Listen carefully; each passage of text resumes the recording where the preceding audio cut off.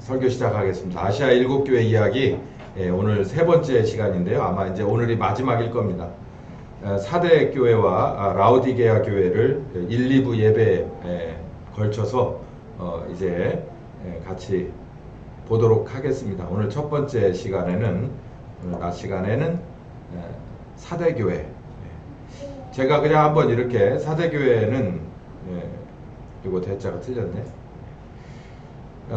유명무실한, 유명무실, 이름은 있지만 알맹이가 없는 걸 말하죠.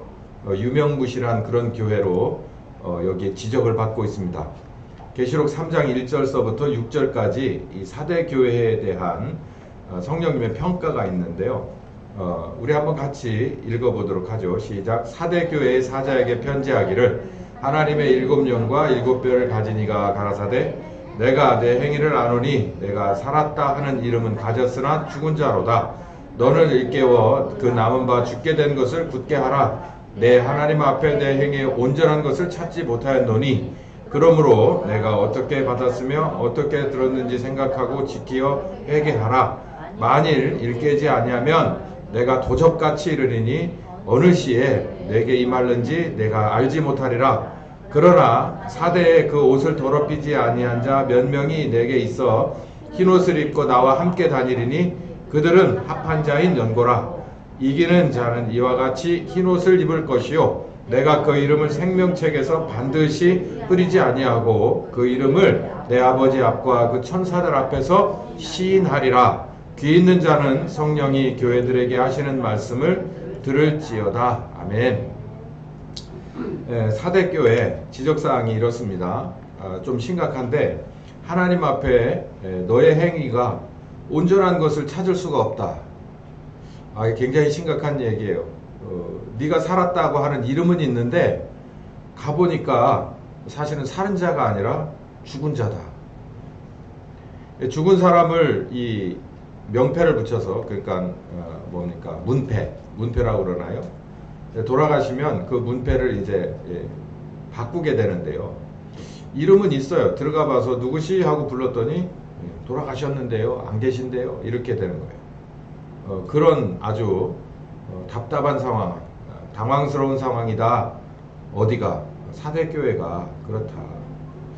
그 아시아 7교회 중에서 이렇게 아주 그냥 이렇게 적나라하게 이렇게 혼난 교회가 이제 오늘 두 교회입니다. 4대 교회, 두아디라 교회. 4대 교회는 이거 보니까 깜짝 놀랐어요. 내가 볼 때 넌 참 쓸만한 게 하나도 없어, 이 말이거든요. 쓸래야 쓸 걸 찾을 수가 없네, 뭐 이런 거예요. 하나님은 교회에게 온전한 그 뭔가를 원해요. 그게 우리 눈으로 보이지 않고 어쩌면 마음속에 얼마나 그걸 품었든지 입으로 할 수밖에 없는, 그러니까 이건 말하자면 허상이죠. 허상. 계획서, 믿음의 계획서 뿐만 아니라 믿음이 실천되는 그 뭔가가 있으면 좋겠다라는 거예요.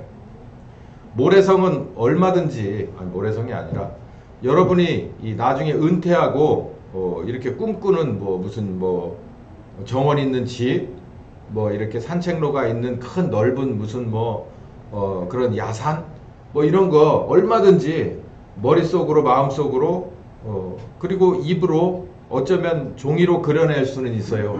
그러나 그게 실현되지 않으면 그 무슨 소용이 있습니까? 나는 지금 나이는 점점점 먹어가는데 나는 원래부터 20대 때부터 꿈이 60대쯤 되면 난 이런 거였어. 그러고 자기 마음속뿐만 아니라 자기 입으로뿐만 아니라 많은 사람들에게 다 그렇게 얘기해놨는데 정말 그렇게 될 거다 다들 믿었는데 실질적으로 이루어지지 않는다면 이런 거예요. 하나님도 우리들과 똑같아요. 하나님도 네가 나를 이마만큼 믿는다, 내가 이렇게 신자입니다 라고 했으면 그 뭔가가 있어야지. 근데 찾아볼래도 없어, 이 얘기예요. 여기서 우리는 여러 가지를 알 수가 있는데, 하나님은 우리에게 말뿐인 믿음이 아니라 신자로서 그냥 제가 신자예요 라고 하는 것뿐만 아니라 네가 진짜 신자구나, 이렇게 되길 바라는 거예요. 구체적인 그 뭔가가 있길 바라는 거죠. 근데 우리들은 이렇게 말씀은 이렇고 실질적으로 어느 교회를 잠정적으로 평가를 하신 거예요. 뭐 하기 전에 촛대를 옮겨버리기 전에 평가를 하셨는데, 야 니네 이거 뭐 내가 볼 때 점수 줄 만한 게 하나도 없다, 이렇게 평가를 하시는데도 2000년이 지나서 그런 건지 아니면 우리가 그냥 못 들은 척 해서 그런 건지 이해를 못하는 건지 우리들의 신앙생활이 이 사대교회와 같지 않은가를 고민하지 않는다는 거예요. 내가 예수 믿는다라고 하는 것은 여러 모양으로 증명이 됩니다. 교회 와서 뭐 11조를 해요. 뭐 기타 여러 가지 것들을 해요.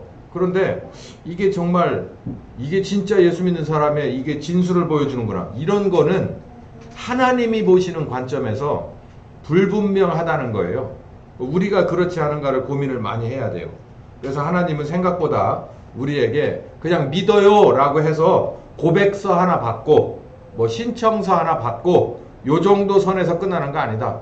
그리고 더 나아가서 이따가도 여러 차례 언급되겠지만 마태복음 7장 21절에 보면 내가 고백서 한 장을 쓰고 11조 한 번을 한 게 아니라 내가 주여 주여 하면서 선지자 노릇도 하고 귀신도 쫓아내고 이렇게 했는데도 하나님이 볼 때는 내가 유효한 걸 찾을 수가 없어, 그냥 낙제야, 버려버리겠어, 이렇게 하는 경우가 있다는 거예요.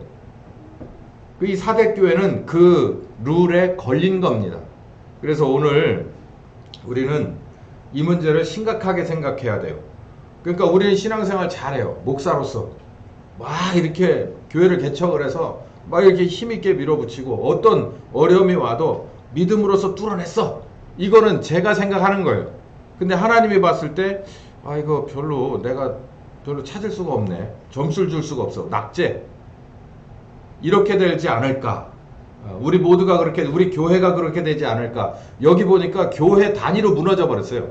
교회 단위로 낙제를 얻은 여러 교회가 나오고 낙제 받을 수 있어 라고 경고를 받은, 사실상 이 사대교회하고 두아레락 교회는 사실 낙제예요. 정말 이게 회복하기가 쉽지 않을 것 같아. 그냥 그 말씀하시는 말투가 굉장히 심각해요. 야고보서 2장 16절 17절에는 야고보가 그렇게 했죠.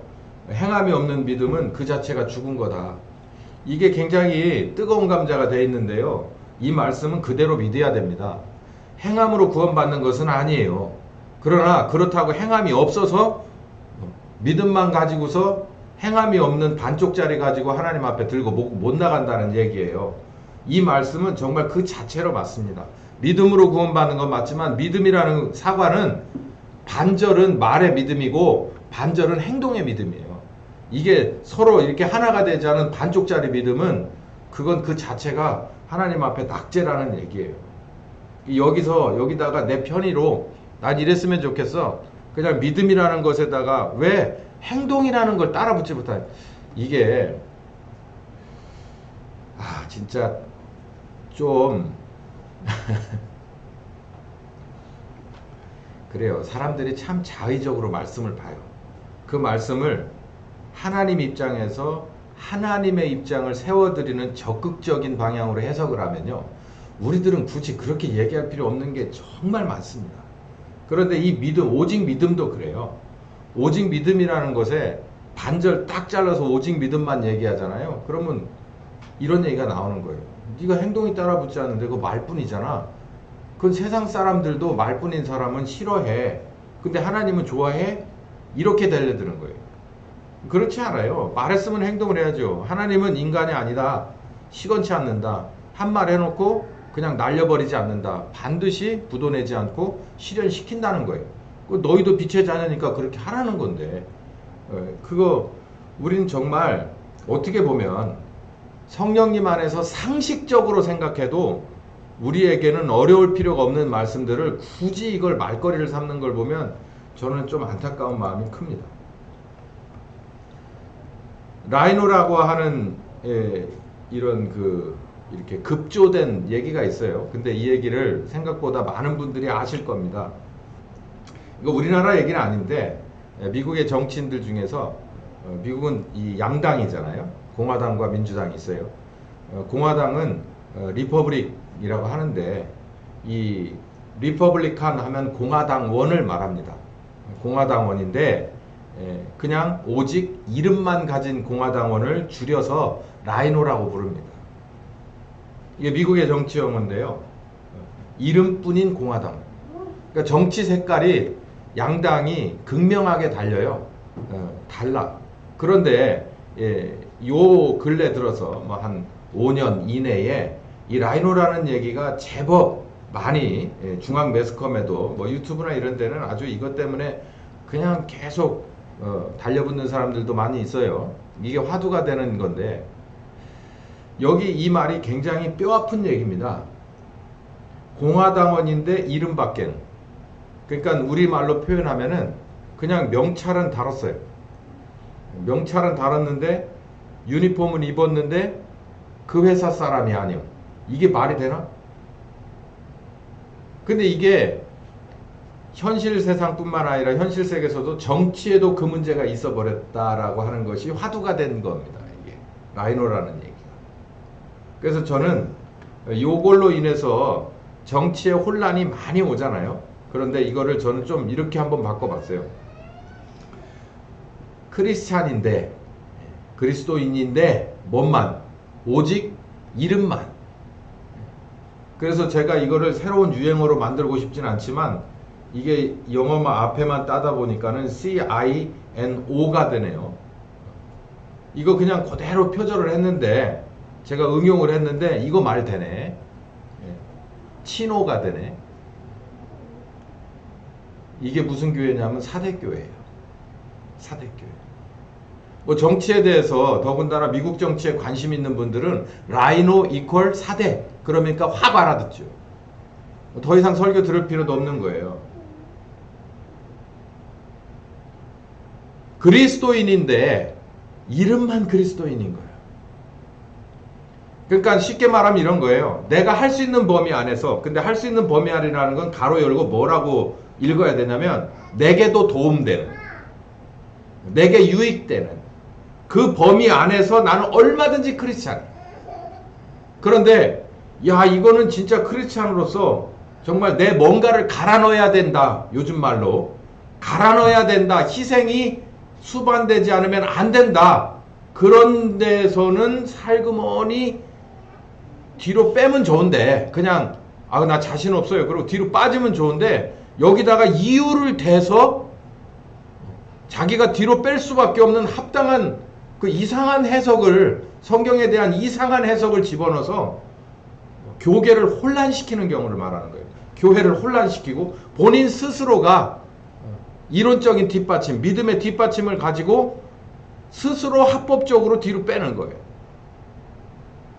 이거는 모두에게 책임이 있습니다. 이건 하나님을 제외한 모든 교회와 그리스도인 안에는 저 위에서부터 저 아래까지 뭐 위아래가 필요 없는 계급이지만 다 모두 포괄한 문제점이에요. 아주 광범위하게 앓고 있는 병입니다. 마태복음 21장 18절에서 19절 열매 없는 무화과 나무가 있어요. 잎사귀가, 물론 이건 상징적인 건데요. 잎사귀가 무성해요. 그러면 상식적으로 그 안에 뭔가 결정체가 있겠지라고 생각합니다. 가봤더니 없더라. 이 유명무실이에요. 진짜 쓰려고 가봤더니 없더라. 무화과가 열매가 없이 그냥 무화과 이파리만 있다는 거예요. 그러니 쓸모없지 않느냐? 유명무실이다. 여기 무화과 나무는 우리들도 똑같아요. 이 무화과 철이 아닌데도 이렇게 해서 이 상징적인 퍼포먼스를 보여주신 건 우리들을 의미하는 거예요. 무화과의 의인화입니다. 두 번째, 디모데후서 3장 1절부터 5절까지를 보면은요. 경건의 모양과 능력이라는 얘기가 좀 있어요. 이 경건의 모양과 능력은 바울이 디모데에게 편지를 쓰면서 요거 굉장히 주의하라고 얘기했습니다. 경건의 모양은 있지만 경건의 능력을 부인하는 사람이 있다. 이 같은 사람에게서 너는 돌아서서 나와라. 합류하지 말고 빠져나와라 라는 거예요. 그러면 경건의 모양과 경건의 능력은 뭡니까? 이게 바로 유명무실인 거예요. 유명은 경건의 모양입니다. 그리고 열매 실자, 실과는 뭐냐면 경건의 능력인데 모양은 있으면 능력도 따라 붙어야 되는데 능력이 없는 거예요. 그러니까 경건의 모양과 능력 이렇게 얘기하니까 이게 뭔 얘기인지 잘 못 알아듣겠지만 경건의 모양은 그냥 겉으로 드러난 형식이에요. 금식이에요. 금식. 예를 들어 금식. 그러면 밥을 끊는 거예요. 그러면 밥을 끊어. 그건 형식입니다. 그리고 이게 시작과 끝이 아니에요. 금식은 형식적으로는 밥을 끊는 것이고, 그리고 이 능력은 무엇이냐라는 거예요. 근데 사람들은 대부분 예수님도 그렇게 바리새인들을 지적했지만, 이 사람 금식하는 사람이구나. 그래서 막 기름머리를 막 이렇게 풀어 헤치고 막 옷 이렇게 헝클어져 있고 하는 이런 모습으로 금식하니 얼마나 힘들어요. 그러니까 그런 모습으로 사람들에게 보이면 그게 경건의 능력인 줄 안다. 그렇지 않다. 그거는 이런 유행어가 있었어요. 금식이 아니라 굼식이라는 얘기가 있죠. 다이어트용 금식이라고 하면 될 것 같습니다. 요즘은. 근데 그거는 쳐주지 않는다는 거예요. 그러니까 이게 이 사람이 뭔가 모양은 있는데 그 안에 뭔가를 찾을 수 없어. 뭐처럼 예수님이 꼭 필요해서 마지막 십자가를 지는 그 주간에 이제 대장정에 막을 올리러 새벽에 일찍 나갔는데 뭔가 도움이 될 만한, 아니면 내 주머니 속에 집어 넣는 것만으로도, 나와 함께하는 것만으로도 기쁜, 마치 다윗의 주머니 속에 집어 넣었던 조약돌 몇 개처럼 함께하니 나는 너무 좋다라고 얘기할 만한 그런 무화과를 찾았는데 없는 거예요. 있을만해서 가서 찾았는데 없다는 거예요. 사대교회가 있을만해서 가서 찾아봤는데 없다는 거예요. 오늘 말씀이. 이 사대교회는 이미 없어진 지 한참 됐고 우리는 어쩔 거냐는 거예요. 하나 교회 와가지고 십자가 복음 맨날 얘기하고, 자기를 부인하고 십자가 진다는 얘기 맨날 하고, 성령님과 동행한다고 하는 이런 때, 저기 가면은 최소한 몇 개 정도는 있겠군. 그리고 나서 막 뒤적뒤적 할 때 없으면 어떻게 할 거냐. 사대교회도 그런 테스트를 거쳤는데 없더라. 하나도 없어. 이 말이에요.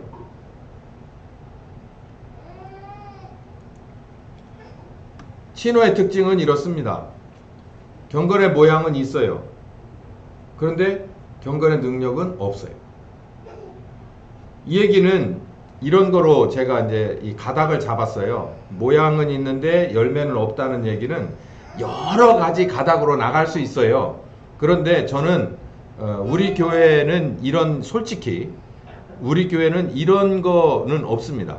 그런데 이런 얘기로 제가 가닥을 잡은 이유는 이게 동영상으로 가서 박제가 되는 걸 알고 있기 때문에 제가 얘기를 하는 거예요. 우리 교회는 이런 거 없어요. 한번 들어보십시오.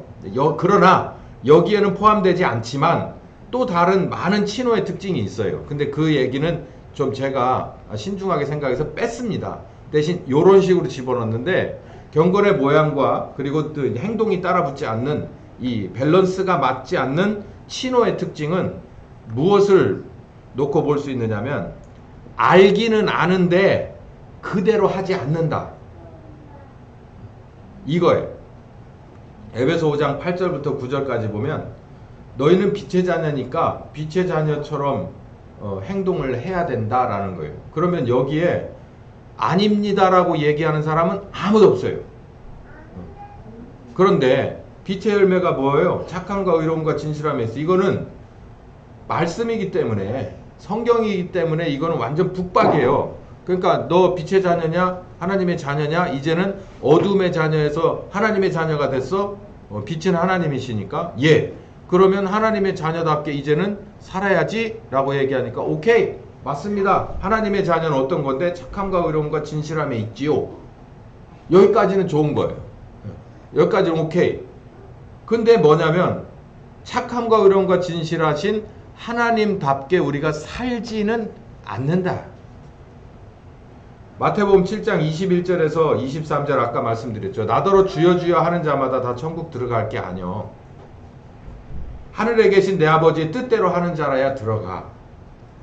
그날에 많은 사람들이 나보고 주여 주여 내가 주의 이름으로 선지자 노릇했어요. 주의 이름으로 귀신도 쫓아냈거든요. 굉장히 큰 일이잖아요. 굉장히 큰 일인데 내가 권능을 이마만큼 행했는데요. 하나님, 저 하나님의 자녀 맞아요. 그렇게 얘기를 했는데도 나는 너를 도무지 알 수 없다. 그러면서 한마디로 뭐라고 하냐면 너는 불법을 행한 자다. 누구든지 내 이 말을 듣고 그 집을 반석 위에 지은 사람과 같이 행동해야 된다라고 얘기를 하는 거예요. 여기 굉장히 중요한 말씀이죠. 마태복음 7장 21절에서 23절 많이 읽으셨고 들으셨고 또 우리가 계속 봐야 되고 경계해야 될 말씀입니다. 여기서 보면 주여 주여 하는 거 오 심각하다 이렇게 보지만 진짜 중요한 건 24절이에요. 누구든지 나의 이 말을 듣고 행하지 않는다면 요렇게 된다는 얘기예요. 그러니까 아까 말씀드린 대로 내가 이렇게 살아야 되는 게 맞아 라고 알았다면 그리고 믿어졌다면 그리고 결단했다면 그대로 해야 된다는 거예요. 근데 안 하는 거예요. 못하는 게 아니라 안 하는 거예요. 못하는 것 같으면 하나님이 시키지를 않아요. 우리가 못하는데 이 벽을 넘을 수 없는데 여기서 마구 혼내고 막 겁박을 주어서 저걸 뛰어넘어가라 하는 하나님이 아닌데 좁은 문이 있고 좁은 길이 있어요. 쉽게 찾을 수가 없지만 가기가 쉽진 않지만 그래도 길은 있는 거예요. 가라는 거예요. 근데 그 생각이 없는 거예요. 그럴 생각이. 그러니까 뭐가 따라붙지 못하냐면 경건의 능력이 없는 거예요. 신앙생활하면서 뭐 대부분 얄팍할 수밖에 없어요. 어려운 게 올 때, 더위가 올 때, 추위가 올 때 겁내고 두려워하고 더워하고 추워서 떨기도 합니다. 그런데 이 경건의 능력은 그럼에도 불구하고 뚫고 나가는 거예요. 그렇지 않고 미리 포기해버리고 좌절해버리는 것은 그거는 능력이 없는 거예요. 경건의 능력이 없는 거죠. 마태복음 7장 1절부터 5절 여기 굉장히 심각한데 제가 오늘 말씀드린 이 경건의 능력 없는 경건의 모양만 있는 이 사람들에 관한 것은 이렇게 발전하기 때문에 문제입니다. 그냥 제가 열심히 신앙생활 해볼게요. 은혜 받았습니다. 라고 하면서 나가가지고 그냥 피그르르 해버리고 끝나고 다시 돌아와서 다시 태엽을 꽁꽁 감아가지고 또 나가서 도전하는 사람은 그나마 괜찮아요. 근데 이런 사람들이 여러 번 그런 경험을 하게 되면 이제 속에서 어떤 그 요령이 생기냐면 이런 요령이 생겨요. 마태복음 7장 1절부터 5절 보면은 비판하지 마라. 네 눈 속에 있는 거 먼저 빼고 밖에 있는 거 빼야 되지 않겠냐. 아주 지극히 일반적인 얘기예요. 교훈. 근데 이 교훈이 뭘 말하는 거냐면은 비판을 왜 합니까? 비판을 왜 합니까? 더군다나 남의 비판을 왜 합니까? 나를 합리화하기 위해서. 내가 이럴 수밖에 없는 것에 대한 합리화를 하기 위해서는 상대방을 물고 늘어져야 되는 거예요. 이거 아주 기본적인 거거든요. 근데 비판하지 말라는 거, 아이고 맞아 비판하지 말아야지 그냥 이러고 넘어갈 게 아니고 조금만 깊이 들어가 보면 비판은 뭘로 인했냐면 내가 이렇게 하지 못하는 것에 대한 그런 나름대로의 핑계예요. 이런 사람들이 있어요. 누가복음 15장 1절부터 2절 보면은 세리와 바리새인들의 한 그룹이 있고 세리와 죄인들의 한 그룹이 있고 바리새인과 서기관의 한 그룹이 있어요. 이렇게 둘로 딱 나뉘어지는데 어떤 때 나뉘어지냐면은 예수님이 복음을 전할 때 세리와 죄인들의 그룹이 있고 바리새인과 서기관의 반응이 서로 이렇게 극과 극으로 나뉩니다. 여기 누가복음 15장에 보면 모든 세리와 죄인들이 예수님의 말씀을 들으러 가까이 나왔어요. 그러니까 예수님의 말씀에 귀를 기울여서 간 겁니다. 누가? 세리와 죄인들이. 이 당시의 평가가 완전히 마이너스 평가되는 그런 군상들이에요. 사람들이 볼 때 다 누구나 이렇게 손가락질하는 사람들이라. 저 사람들 정말 별로야. 이런 사람들이에요. 근데 이 바리새인과 서기관은 우리가 여기 성경에서 보니까 예수님이 호되게 비판해놔서 그렇지 그 당시에는 괜찮은 사람들이에요. 지금으로 말하면 교수님, 지금으로 말하면 목사님, 이 정도 되는 사람이에요. 바리새인과 서기관들은 누구를 원망해요? 예수님을 원망합니다. 이 두 그룹으로 딱 나눴어요. 하나님의 아들이 세상에 오자 많은 사람들이 볼 때 손가락질 받을 만한 사람들은 그 말씀을 들으러 나오는데 많은 사람들이 쓸만한 사람이네 라고 한 사람은 예수님을 손가락질하고 뒤로 빠졌다는 거예요. 이게 요 마태복음 7장에 나오는 이 비판으로 밥 먹고 사는 사람이 바로 이 부류의 사람들입니다. 이 사람들은 아는 게 생각보다 많아서 온갖 것들을 잘 분별해내요. 율법을 가지고 먹고 사는 사람들이라 율법을 잘 분리해냅니다.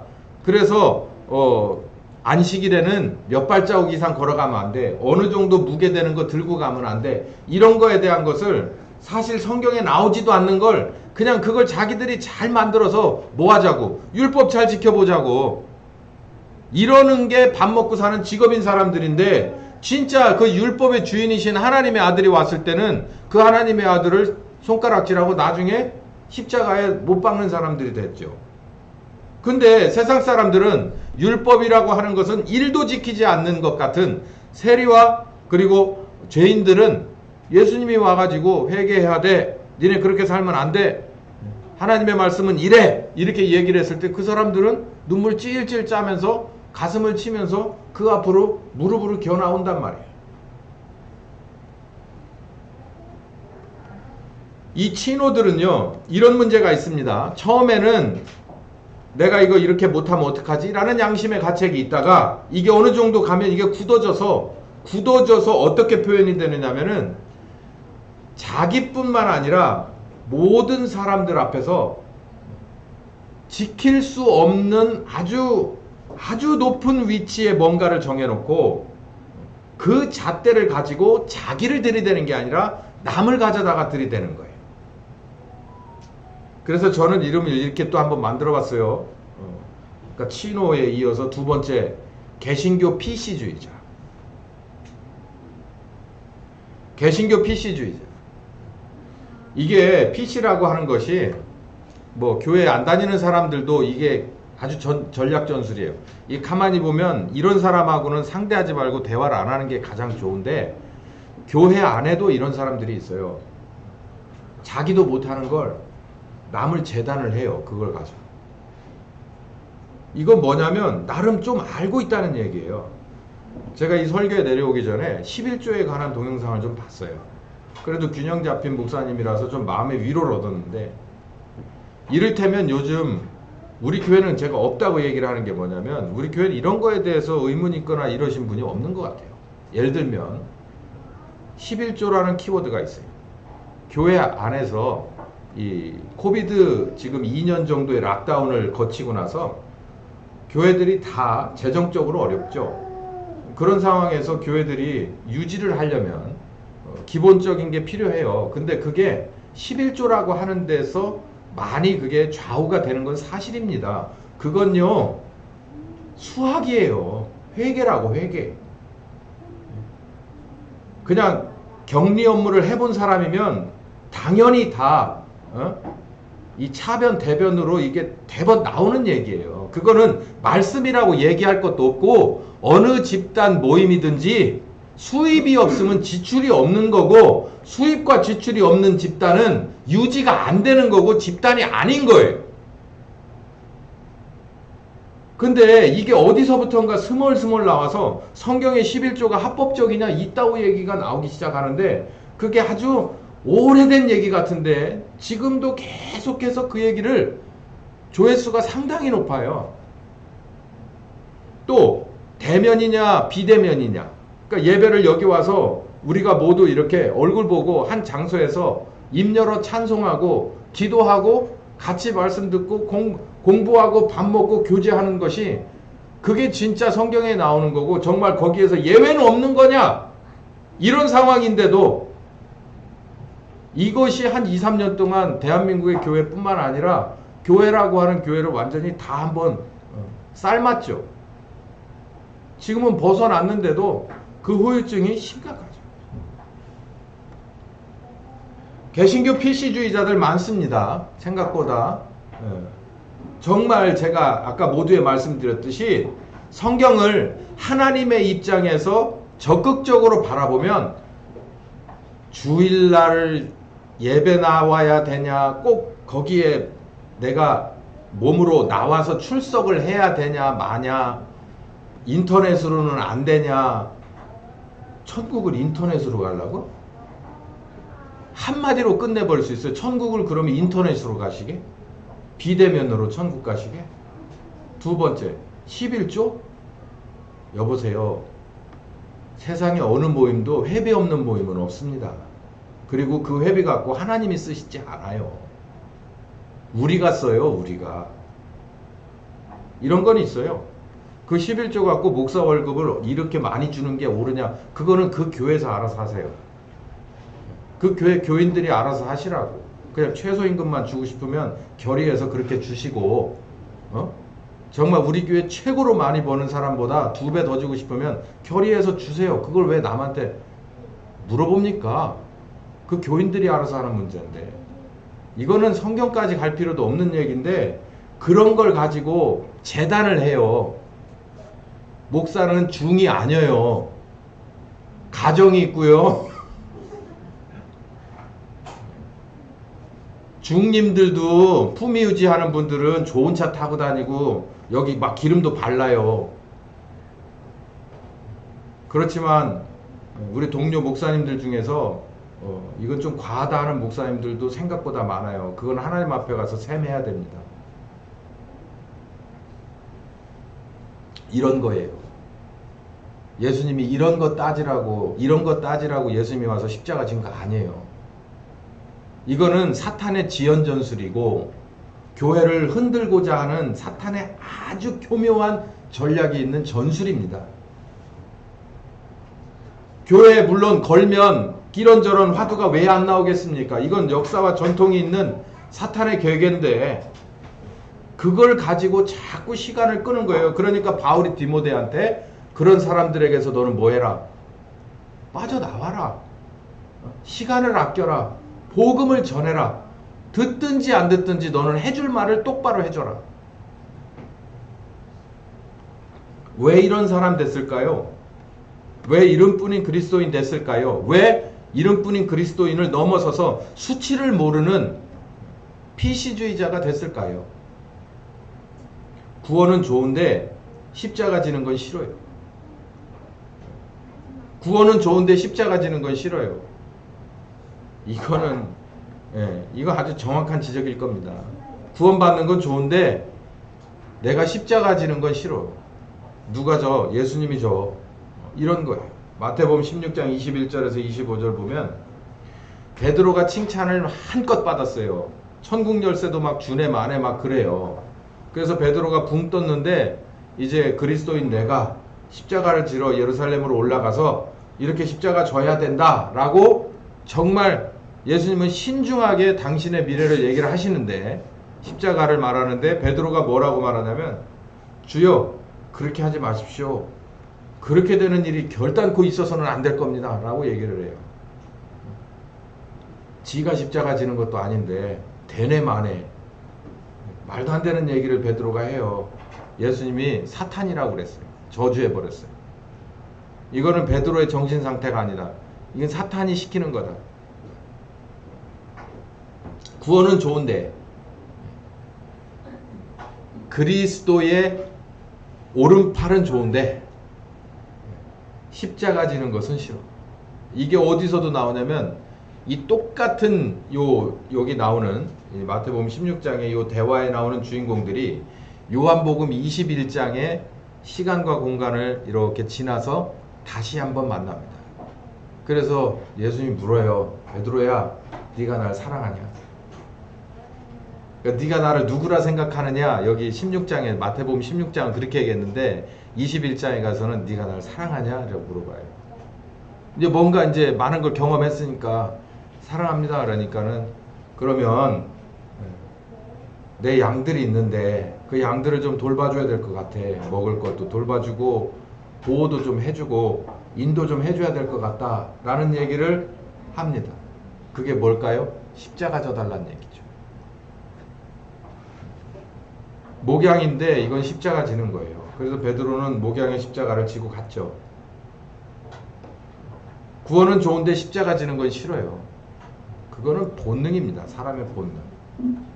디모데후서 1장 6절부터 8절에 보면 바울이 바울이 어려서부터 자기 지인의 그런 아들 하나를 그 안에 외할머니도 알고 어머니도 알고 그런 이렇게 이 소년 하나를 데리고 다니면서 제자로 쓰다가 결국은 이 디모데를 목사로 어느 교회를 이렇게 담당하고 또 감독으로 이렇게 순회할 수 있도록 권위를 줘서 편지를 줘서 보내는, 말하자면 부목사를 삼았어요.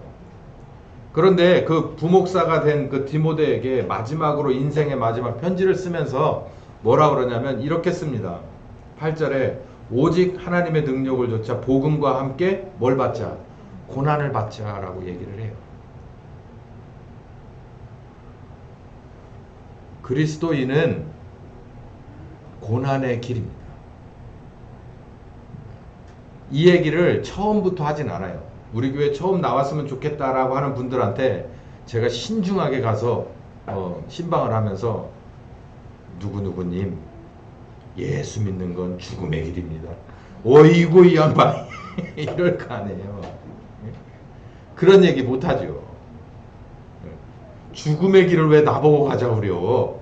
살 길을 가자고 그래야지.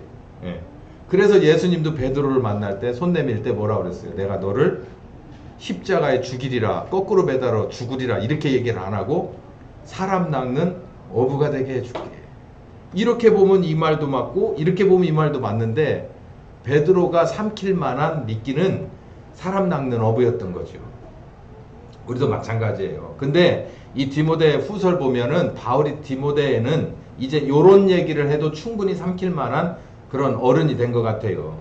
그래서 내가 이렇게 된 것을 로마의 감옥에 이제 죽을 죄인으로 두 번째 수감되어 있는 나를 부끄러워하지 말고 나와 함께 본할 받자. 그러니까 내가 걸어간 길을 너도 걸어가야 된다라는 얘기를 디모데후서에 여러 차례 합니다.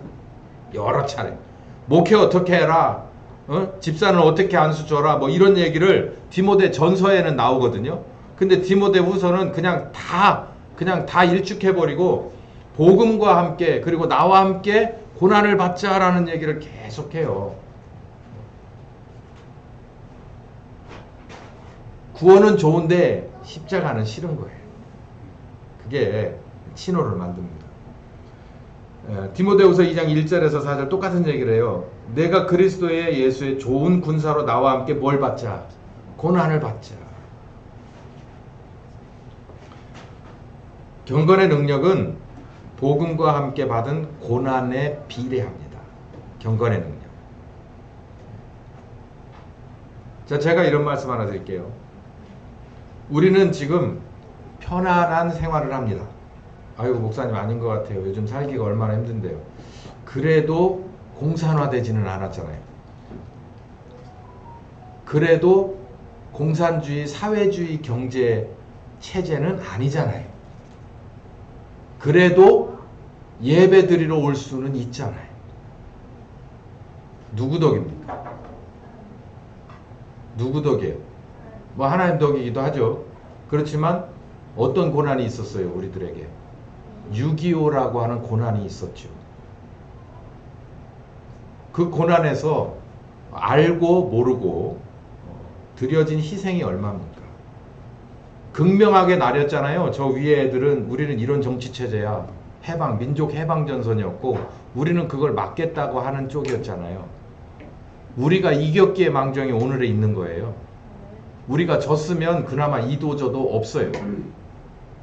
아마 전혀 다른 교회가 됐을 거예요. 목숨 걸고 점조직으로 저 톡을 파놓고 성경을 들고 다니기에 요즘 여러분 휴대폰에 성경이 있으니까 그거 가지고 막 이렇게 하죠.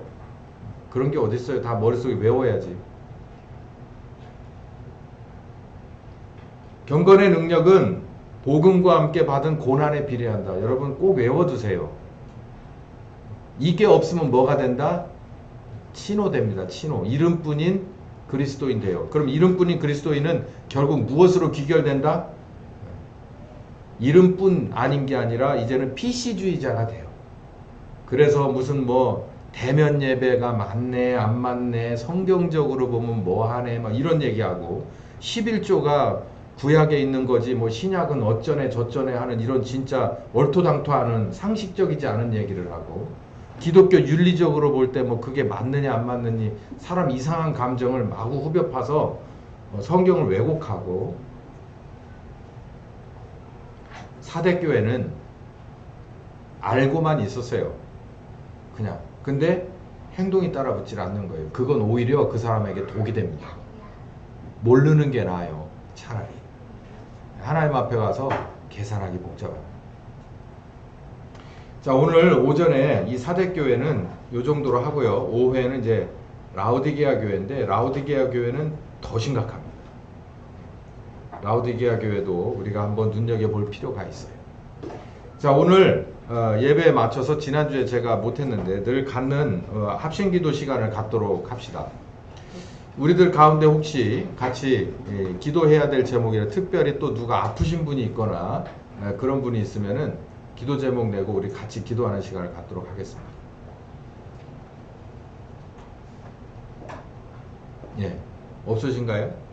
없으시면은 제가 마무리 기도하고 끝내도록 할게요. 감사하신 주님, 여기에 있는 7교회가 정말 우리들에게 하나하나 큰 교훈을 줍니다. 특별히 오늘 이 사대교회, 우리들을 이런 자의 반열에서 정말 빠져들어가다가는 정말 큰일 난다는 교훈입니다. 이 말씀 우리가 잘 들어서 성령님이 가르쳐 주시는 더 세밀한 것들을 더 배우고 익혀서 사대교회의 그런 상황에 빠져들지 않는 우리 모두가 되게 하여 주시옵소서. 예수님의 이름으로 기도했습니다. 아멘. 지금은 우리 주 예수 그리스도의 은혜와 아버지 하나님 극진하신 사랑하심과 성령님의 교통하시는 역사가, 이제는 성령님이 가르쳐 주시는 이 한 가지 한 가지들을 꼭 붙잡고 정말로 우리 하나님 앞에 온전히 드러나기 작정하는 한 심령과 가정과 교회 후에 함께 하시기를 예수님의 이름으로 축원하옵나이다. 아멘.